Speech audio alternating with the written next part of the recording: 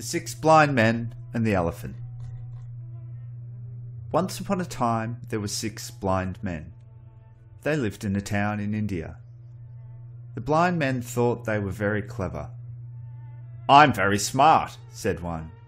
"You are," said the other, "but I'm the smartest."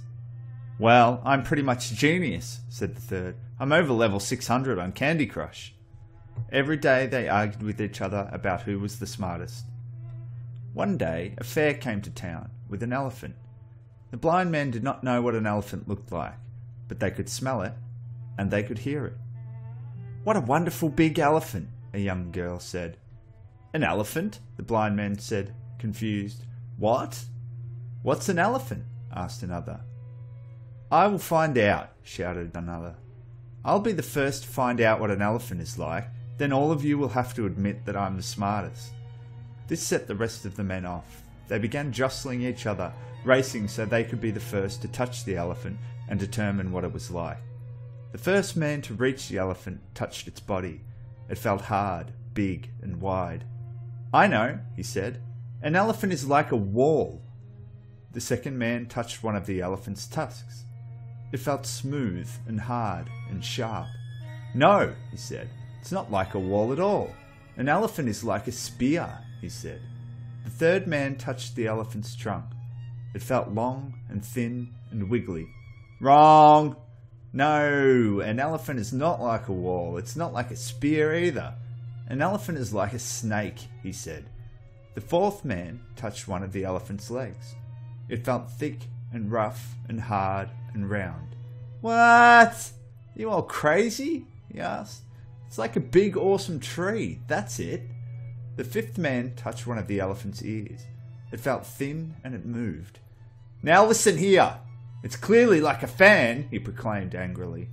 "A fan?" the other men asked, confused. "No, not one of those fans, one of these fans." The sixth man touched the elephant's tail. It felt long and thin and strong. "You fools," he sighed quietly. "I have conducted an exhaustive experiment, more comprehensive than any of yours, and it has become quite clear to me, as the smartest of us all, that an elephant is, in fact, like a rope." The 6 men began to grow angry with each other. Then they got angrier and angrier, until they became so angry that they began to fight. "Stop!" said the young girl. The men grew calm and silent at her voice. "Actually," she said, "none of you are very smart. But I know what you're talking about, because an elephant is like a wall. It is like a spear. It is like a snake. It is like a big awesome tree and a fan and a rope. It's like all of these things. But it's also like no single one of them, because none of you felt the whole animal. You only felt parts of it." The men began to look embarrassed. "So you are all wrong," said the young girl. "But it's not your eyes that have blinded you, but your pride. Each of you was so sure that the little that you knew was all there was to know. But each of you knew a lot about a little, but only a little about a lot." The blind men were stunned. They stood quietly for a moment. They thought and hummed and ahed and nodded. "She's right," said one of them finally. "She really is," said another.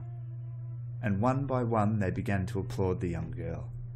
When they had finished, they sat down, contemplating the error of their ways, while the young girl went home to her mother and father. The blind men laughed at how foolish they had been, how quick they had been to assume that they knew more than the other. "Of course," said the first man, "none of us were right. But I have still proven myself the smartest, because it was I who came up with the idea to touch the elephant in the first place. And I touched the biggest and most important part of it, its body."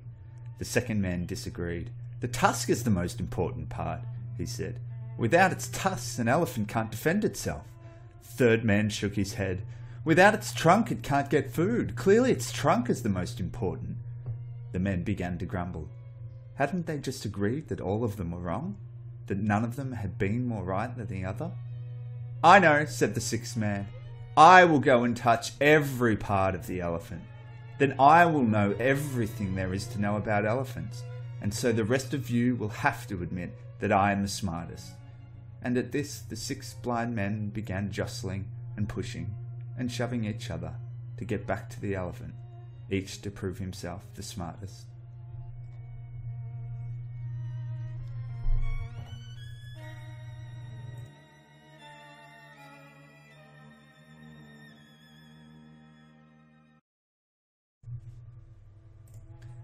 The 6 blind men and the elephant.